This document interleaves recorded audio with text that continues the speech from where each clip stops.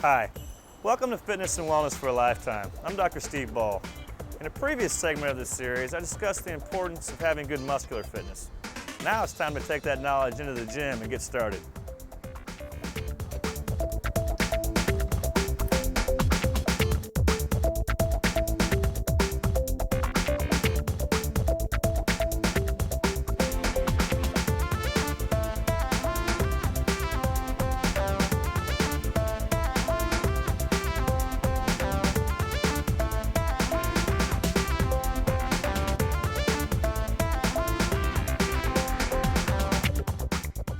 Okay, before we begin, let's review the prescription for muscular fitness that was discussed in a previous show.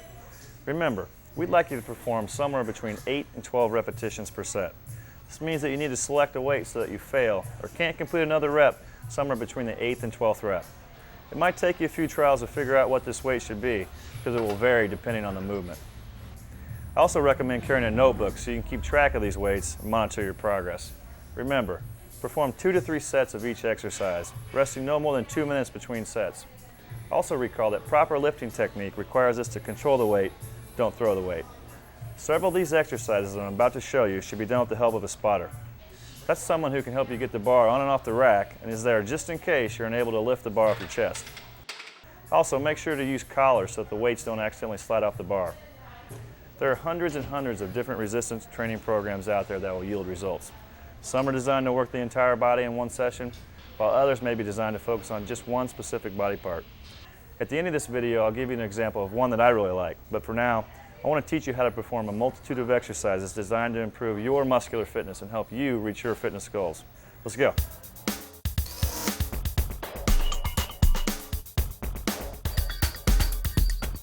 The bench press is one of the most popular exercises for improving upper body strength. It specifically works the chest, but the shoulders and triceps are also involved. Grasp the bar with an overhand grip approximately shoulder width apart. Lower the bar to your chest and then extend your arms upward. Notice that I'm not dropping the bar but lowering it in a controlled fashion. Use at least a 2 to 3 count on the way down. Try not to arch your back and be sure to keep your feet flat on the floor. If you find yourself arching your back, place your feet up on the bench to avoid injury. Remember, it's important to breathe properly, and you should never hold your breath. Breathe in on the eccentric phase or lowering phase of the movement, and breathe out on the concentric or pushing phase of the movement. I strongly recommend having a spotter when performing this exercise, especially if you're using a lot of weight. And remember to use collars. The decline press is similar to the bench press, but this lift tends to focus on the lower pecs or chest, a little more than the traditional bench press. Lower the bar to your chest and push up and backward slightly. Again, I recommend using a spotter for this exercise. The incline bench press is another great exercise for improving upper body strength. This lift tends to focus a little more on the upper chest and shoulders than the traditional bench press. Nonetheless, all the same technique principles apply. However, notice that the bar is touching the chest a lot higher up compared to the traditional bench press. All the movements we have just covered can be done using dumbbells instead of the straight bar or barbell. I recommend using both methods. When spotting someone using the dumbbells, place your hands underneath their elbows and help them push upward if they're unable to lift the weight themselves.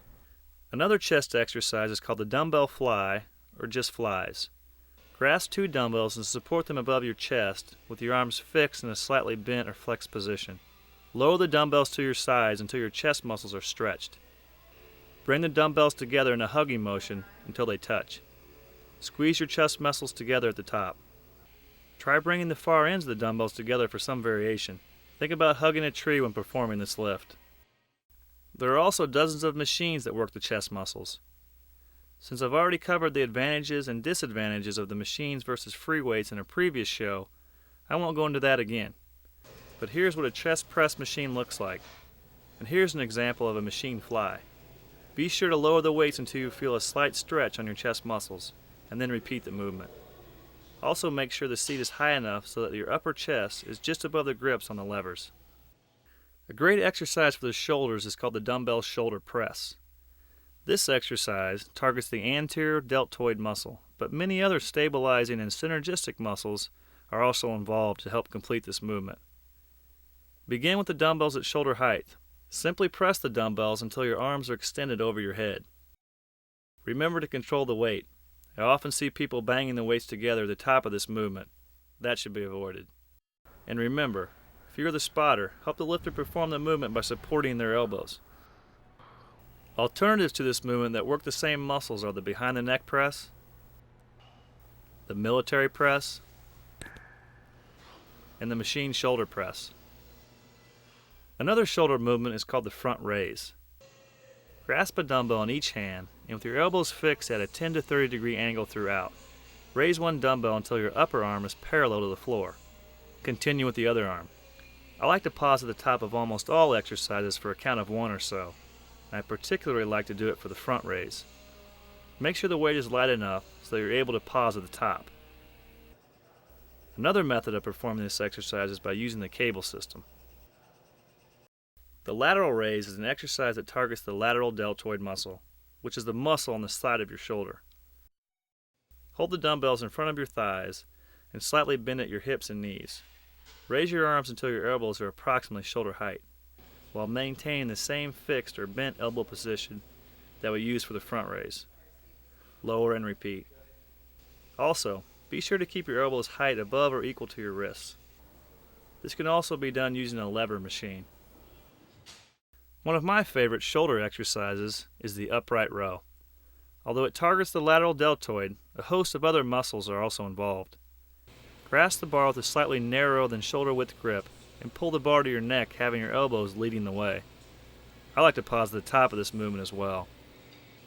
This exercise can also be completed using dumbbells or the cable system. One of the most overlooked muscles is the rear or posterior deltoid. The seated rear raise is effective because it specifically targets this muscle. Even though it's quite smaller than the anterior or lateral delt, it's important that we strengthen it in order to have a well-stabilized and balanced shoulder. In addition, a well-developed rear deltoid will give the appearance of a nice rounded shoulder. Sit at the edge of a bench with your feet placed in front of you and bend at the waist. Grasp the dumbbells with each hand under your legs and raise your upper arms until about shoulder height. Make sure to keep your upper arms perpendicular to your torso and maintain a fixed elbow position, approximately 10 to 30 degrees, throughout the exercise. A good thing to think about during this exercise is to raise the pinky side up. This will maintain your elbows above your wrist. Lower and repeat.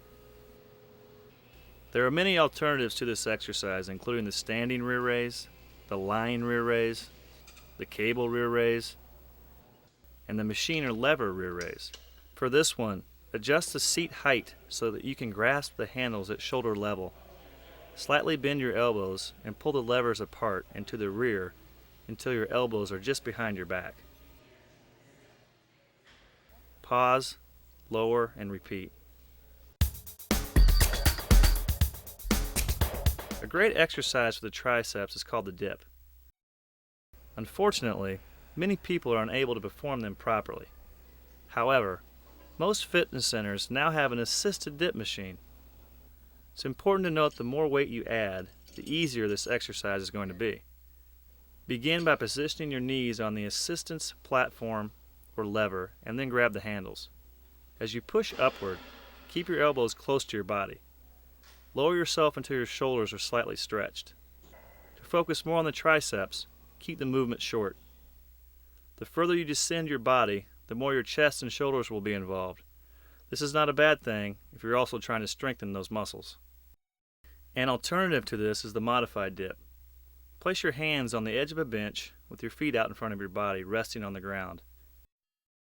Dip down to a 90-degree angle at the elbow joint and return to the upright position. To increase the resistance, place your feet on an opposite bench and have a partner place weight on your lap. Another effective exercise for the triceps is the dumbbell triceps extension. Grasp a dumbbell overhead with both hands under the inner plate using a heart-shaped grip. Keeping your elbows overhead, lower your forearm behind your upper arm by flexing your elbows. Try to keep your elbows from flaring outward. Raise the dumbbell by extending at the elbows. Return and repeat. Some people prefer doing this exercise one arm at a time. You could also do this with a barbell. Probably the most popular triceps exercise is the push down. Grasp the cable attachment, and with your elbows at your side, extend your arms at the elbows. Feel the back of your arm contract at the bottom. Make sure you avoid hyperextending your elbow at the bottom of the movement, and avoid bringing the bar up too high. It's alright for your elbow to travel upward a little at the top of the movement, but only a couple of inches. I often see people letting their elbows raise way too much. An alternative exercise to work the triceps is the bent over cabled triceps extension. Grasp the cable bar while the pulley is attached in the high position. Position your body away from the pulley.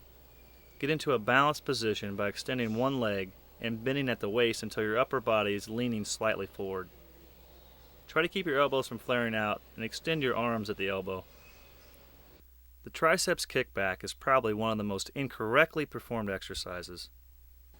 Kneel over a bench with one arm supporting your body and grasp a dumbbell. It doesn't need to be too heavy if you're doing this exercise correctly. The key is positioning your upper arm high enough so that it's parallel to the floor, and then keeping your elbow fixed in one place. As you extend your arm, focus on the triceps doing the work. Pause at the top and squeeze. Again, keep your elbow fixed instead of allowing it to drop or raise up. For an added challenge and variation, try turning the dumbbell outward at the top. One of the most common bicep exercises is the basic dumbbell curl. Grab 2 dumbbells with your palms facing in and your arms extended. Keeping your elbows close to your sides, raise one dumbbell while rotating your forearm so that your palm faces your shoulder. Lower and repeat with the other arm. Avoid using your back to help you lift the weight. If you find yourself doing that, lighten the weight. You can also position yourself against a wall to avoid this. A variation of the basic curl is called the hammer curl. This exercise targets a specific bicep muscle called the brachioradialis. The hammer curl is performed in the same basic fashion, except that now you're not rotating your forearms. Start with your palms facing inward and bring the dumbbell upward. Notice that looks like you're hammering something, thus the name. The basic dumbbell curl and the hammer curl can also be completed using both arms at the same time. Another popular bicep exercise is the barbell curl. Grasp a bar with a shoulder width and underhand grip. Keeping your elbows next to your body, raise the bar until your forearms are nearly perpendicular to the ground. Lower until your arms are fully extended. Remember not to use your back to lift the weight. Concentrate on your biceps performing the work. This movement can also be performed using the cable system. There are also many other great biceps exercises. Consult your local fitness expert for some variations to these movements if your workout begins to get stale. One of the best exercises you can do to strengthen the large muscles of the back is the basic pull-up. The problem is that for many people, traditional pull-ups are just too difficult. But now, most fitness centers have what's called an assisted pull-up machine, which supports some or even all of your body weight. It's usually the same machine that's used for performing dips. Remember, the more weight that you add, the easier it will be. Place your knees on the platform and grasp the bar with a wide overhand grip. Pull your body up until your neck reaches the height of your hands. Lower your body until your arms and shoulders are almost extended, and then repeat. You may have to experiment in order to know how much weight to use. Remember, with all these lifts, we would like to pick a weight that causes us to fail somewhere between 8 and 12 repetitions. Experiment with your grip and hand placement to add variation to this exercise.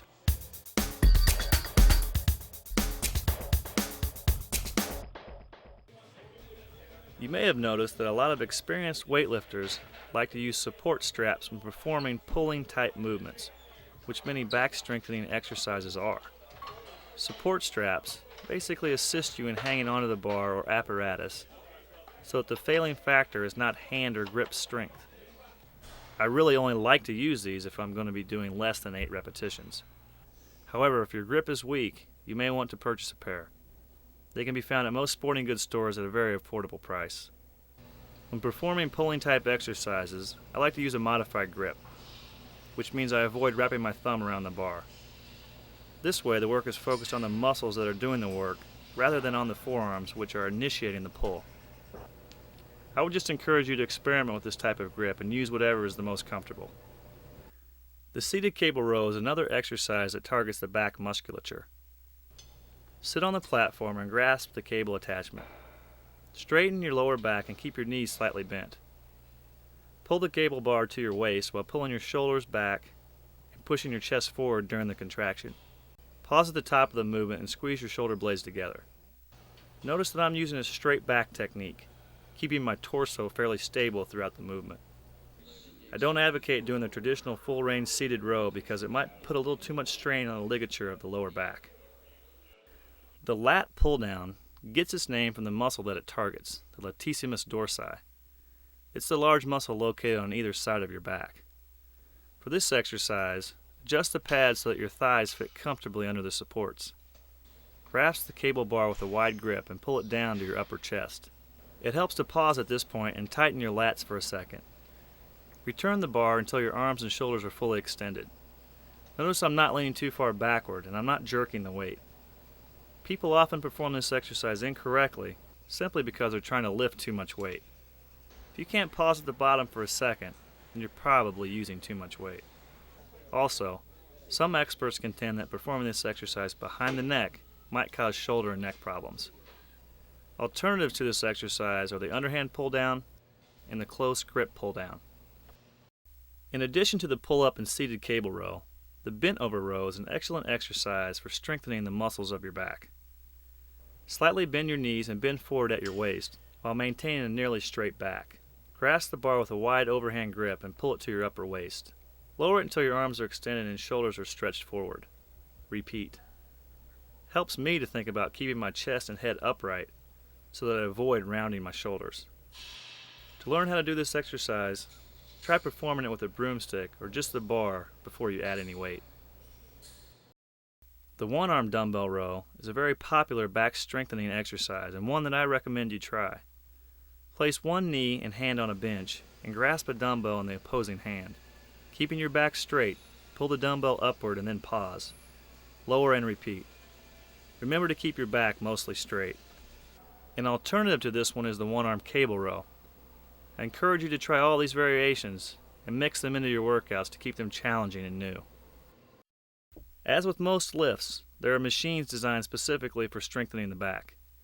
If a machine requires a pulling type movement, then you can be fairly certain that it will focus on the muscles in your back. Here's an example called the seated low row. There are numerous machines out there. Try several and find out which ones you like best.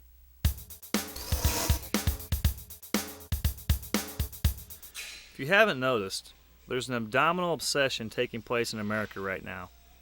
Everywhere you look, there are advertisements and pictures of men and women with six-pack abs.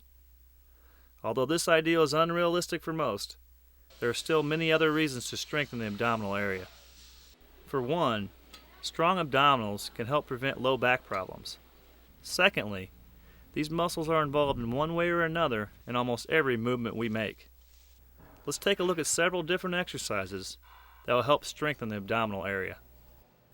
The basic crunch is the most common exercise for strengthening the rectus abdominis. Lie down on the floor with your knees bent and either cross your hands over your chest or place them at ear level. Be sure to avoid interlocking your fingers behind your head. Squeeze the abdominal muscles so that your shoulder blades are slightly lifted off the floor and your midsection is crunched. Hold this position at the top for a second or so and then slowly return to the starting position. Make sure to keep your neck relaxed in a neutral position during the exercise. Imagine having an apple wedged between your chin and your chest and keep that head position throughout. You don't need to go all the way up. The side crunch is a very effective movement for strengthening the obliques. It's similar to the basic crunch, except that you raise up to the side, bringing one elbow towards the opposite knee. To make it more difficult, perform this movement on an incline bench or hug a weight. The cable seated crunch is an advanced exercise for targeting the rectus abdominis. Grasp a cable rope attachment with both hands, loop it over your shoulders, and then simply curl your upper body. Flex at the waist so that your elbows are traveling towards your hips. Pause and squeeze your abs at the bottom.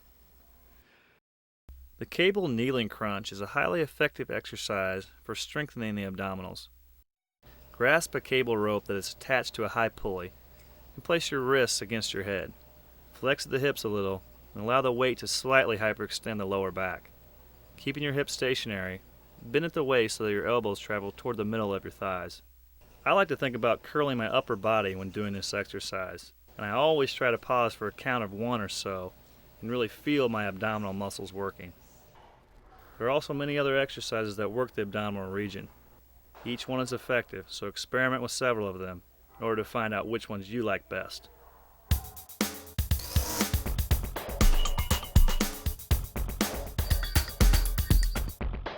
The quadriceps muscle group is one of the largest in the body. It consists of 4 separate muscles.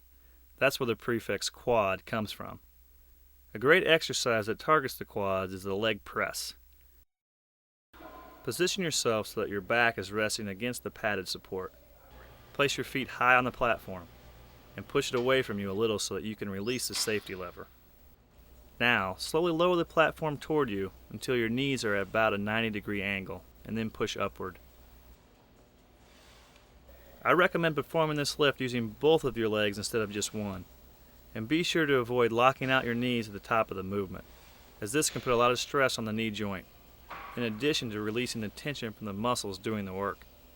Also, avoid positioning your feet too low on the platform, because when the weight is lowered, your knees will extend beyond your ankles, and that's just not safe. Other similar exercises include the seated leg press and the lying leg press. The lunge is a great lower body exercise. Depending on the technique used, lunges can either target the quads or the gluteal muscles. While holding dumbbells, lunge forward and lower your body by flexing at the knee and hip until your back knee is almost in contact with the floor. Return to your original position by extending the knee and hip of the forward leg. Switch legs each time. It's very important to make sure you keep the torso upright during this movement. A short lunge will target the quads, while a longer lunge will focus more on your buttocks. For an added challenge, try using a barbell on your shoulders, or perform lunges in a walking fashion. There are other variations as well, but far too many to cover today. The step up targets the quads, and with some modification, can even target the buttocks muscles. Grasp the dumbbells or place a barbell on your back and stand facing a bench. Step up onto the bench with one leg, and then keeping the torso upright, bring the other leg onto the bench. Step down one leg at a time, and then repeat starting with the opposite leg. Count the repetitions per leg.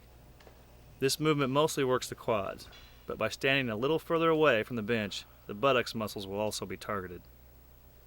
Over the years, research has demonstrated the efficacy of the squat in developing lower body strength. It mostly targets the quads, but many other muscles are involved, including the gluteus maximus, adductor magnus, the hamstrings, and the calf muscles. However, the squat has also been criticized because many people don't have the flexibility and balance to complete this movement properly. Consequently, they end up leaning way too far forward. The Smith machine has a bar that slides up and down on rails, which means you don't have to worry about balancing yourself or falling over. It allows you to place your feet fairly far forward and sit back and down into the movement. Begin by placing the pad over the bar, and then position it on the back of your shoulders. I recommend that you raise the bar to disengage it from the safety lever, and then position your feet under the bar slightly forward. Slowly descend until your thighs are just about parallel to the floor. Avoid going beyond this point and make sure that your knees don't protrude beyond your toes. Moving your feet forward will help. As you extend your hips and knees to stand, it's also important to keep your head up, your back fairly straight, and your feet flat on the floor.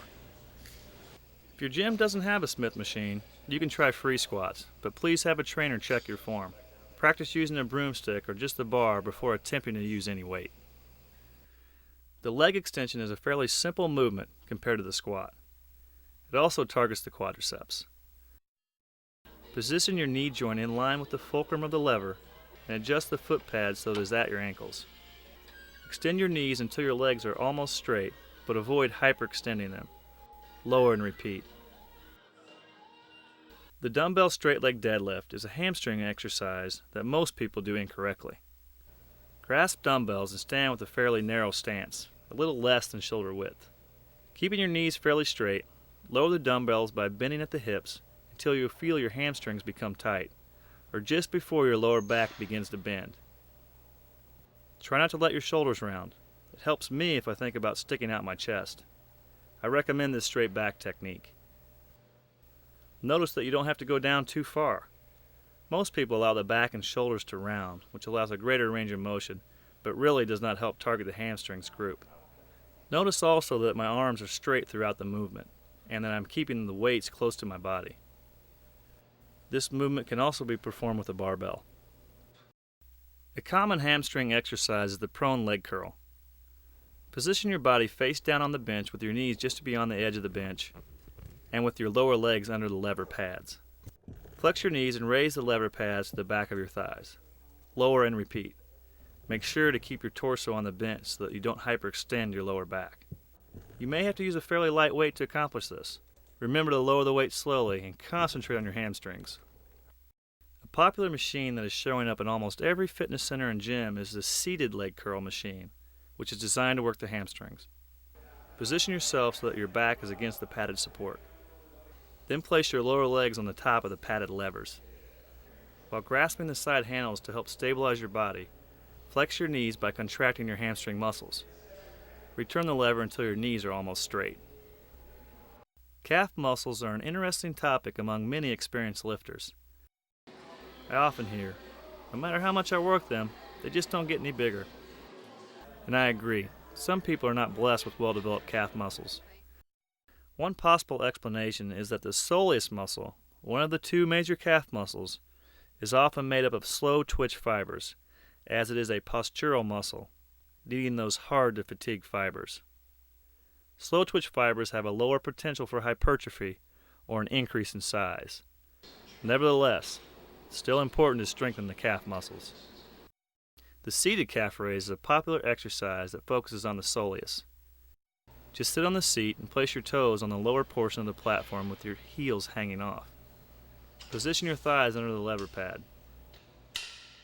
Lift to release the support lever, then lower your heels by flexing at the ankle until your calves are stretched. Then raise your heels by extending your ankles as high as you can. I like to pause at the top and squeeze my calves as much as possible. In order to focus on the gastrocnemius muscle, the other calf muscle, try the standing calf raise. Position your toes on the platform with your arches and heels extending off. Raise your heels by extending your ankles. Raise up as high as you can go. Lower until you feel a stretch in your calves, and then repeat. You will need to keep your knees mostly straight throughout this movement.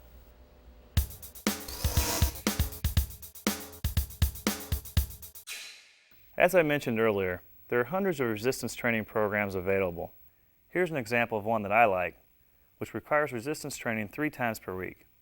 For instance, on day 1 you would focus on your chest and triceps. Day 3 would be legs and shoulders, and day 5 would be back and biceps.